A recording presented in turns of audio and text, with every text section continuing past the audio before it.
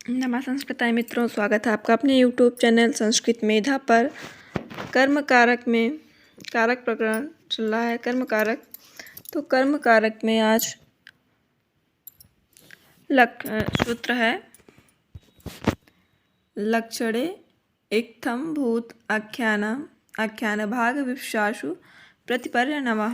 लक्षणे इत्थं भूताख्यान भाग विवक्षासु प्रतिपर्यनवा, अर्थात लक्षण अर्थ में इत्थंभूत, आख्यान और भाग अर्थ में और विवक्षा अर्थ में प्रतिपरि अनु की कर्मप्रचनीय संज्ञा होती है।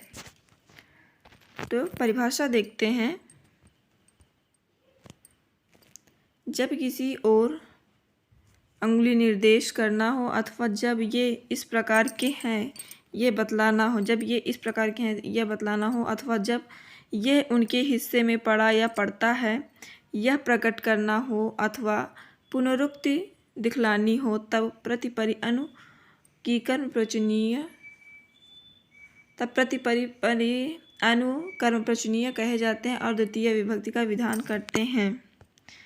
इसमें वही कहा गया है कि लक्षण अर्थ हो इत्थंभूत आख्यान हो, भाग अर्थ हो विवक्षा अर्थ में प्रतिपरि अनु की कर्मप्रचनीय संज्ञा होती है और कर्मप्रचनीय युक्ते ही द्वितीय सूत्र से द्वितीय विभक्ति होती है। तो उदाहरण देखते हैं।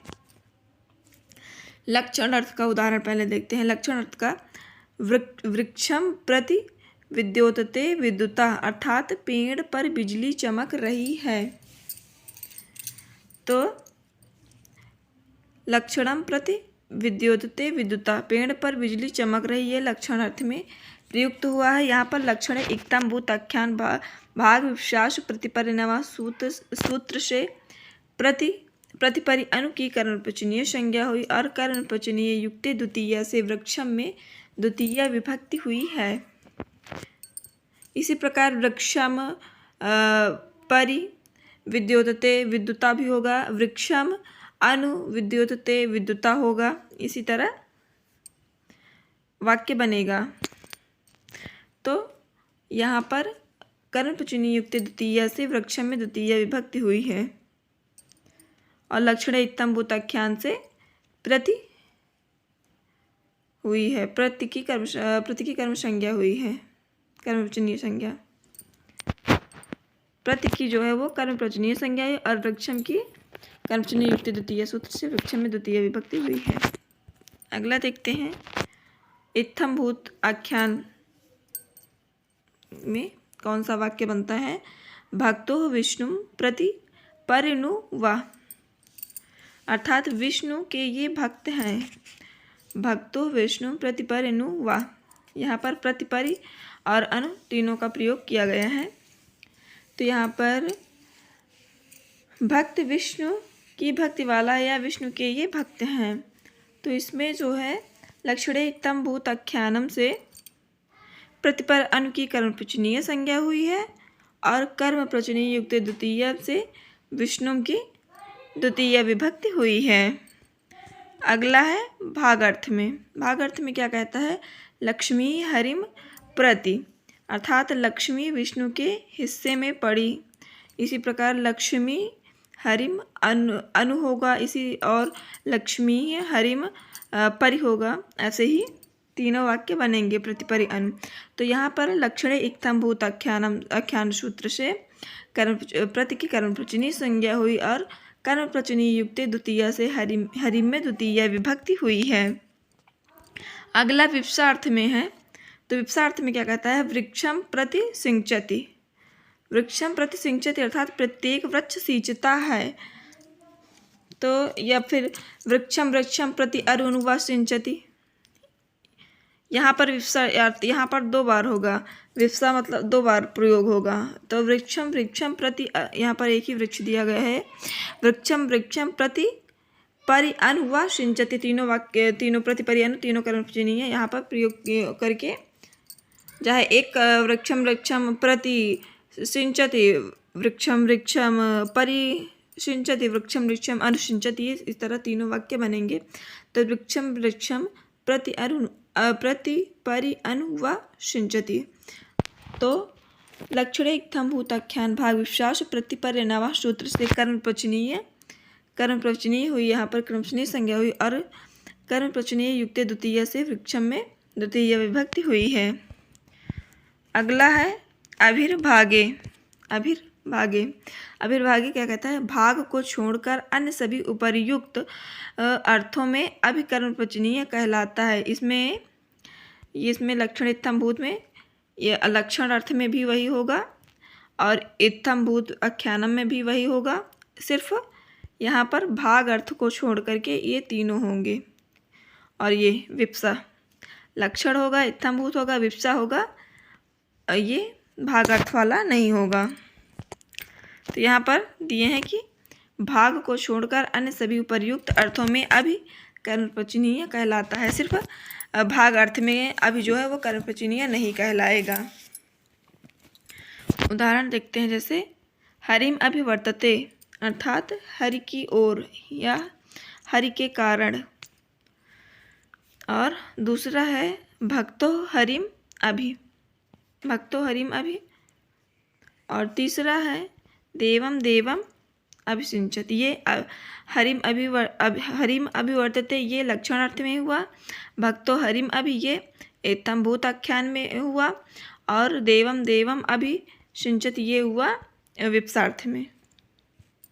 अर्थात देवम देवम अभिसिंचत अर्थात प्रत्येक देव को स्नान कराता है। तो यहाँ विप्सा अर्थ में अभिर्भागे सूत्र से अभि की कर्म प्रवचनीय संज्ञा हुई है और कर्म प्रवचनीय युक्त द्वितीय सूत्र से यहाँ पर देवम की द्वितीय विभक्ति हुई है। और भक्तो हरिम अभि का यहाँ पर अभिर्भागे सूत्र से अभि की कर्म प्रवचनीय संज्ञा हुई है और हरिम की कर्म प्रवचनीय युक्त द्वितीय से हरिम हुआ है। और हरिम अभिवर्तते यहाँ पर लक्षण अर्थ में अभि की कर्म प्रवचनीय संज्ञा हुई है और हरिम की कर्म प्रवचनीय युक्त द्वितीय सूत्र से यहाँ पर हरिम की द्वितीय विभक्ति हुई है।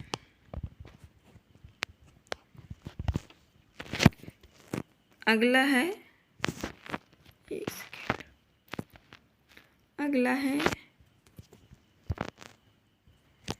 अतिरतिक्रमणे च सूत्र क्या कहता है? अतिक्रमण तथा पूजा अर्थ में अति कर्म प्रवचनीय कहलाता है। अतिक्रमण और पूजा या प्रशंसा के अर्थ में अति की कर्म प्रवचनीय संज्ञा होती है। इसका उदाहरण है अति देवान कृष्ण। यहाँ पर अर्थात कृष्ण देवों से बढ़कर है या कृष्ण देवों के पूज्य है। कृष्ण देवों से बढ़कर है या कृष्ण देवों के पूज्य हैं। तो यहाँ अतिरतिक्रमणे च सूत्र से अति की कर्म प्रवचनीय संज्ञा हुई और देवान की कर्म प्रवचनीय युक्त द्वितीय सूत्र से द्वितीय हुआ देवान में। और पूज्य अर्थ में होगा उदाहरण अति राष्ट्रम भूत गांधी। तो अर्थात गांधी जी सारे राष्ट्र के पूज्य हो गए हैं। तो यहाँ अतिरतिक्रमणे च से अति की कर्म प्रवचनीय संज्ञा हुई है और राष्ट्रम की यहाँ पर कर्म प्रवचनीय युक्त द्वितीय सूत्र से द्वितीय होकर के राष्ट्रम बना। तो बाबूराम सक्सेना में बस द्वितीय विभक्ति में इतने ही सूत्र दिए गए थे। सुपूजायाम भी द्वितीय में ही है, लेकिन टीजीटी में सिर्फ इतने ही सूत्र दिए गए थे जो क्रमशः हमने अध्ययन किया। सुपूजायाम में सु शब्द और पूजा अर्थ में हो तो वहाँ पर कर्म संज्ञा अर्थात कर्म प्रवचनीय संज्ञा होती है। जैसे सुस्तुतम, सुपूजायाम से सु की कर्म प्रवचनीय संज्ञा हुई है और कर्म प्रवचनीय युक्त द्वितीय सूत्र से स्तुतम में द्वितीय विभक्ति हुई है। तो इसी तरह कुछ सूत्र जो हैं वो बाबूराम सक्सेना की किताब में नहीं है, जो था वो क्रमशः अध्ययन किया गया। अब अगले दिन तृतीया कारक चलेगा, तृतीया करण कारक। तो आज के लिए मित्रों बस इतना ही। फिर मिलते हैं अगली वीडियो में। अगर वीडियो पसंद आई हो तो please like share and subscribe करें। धन्यवाद।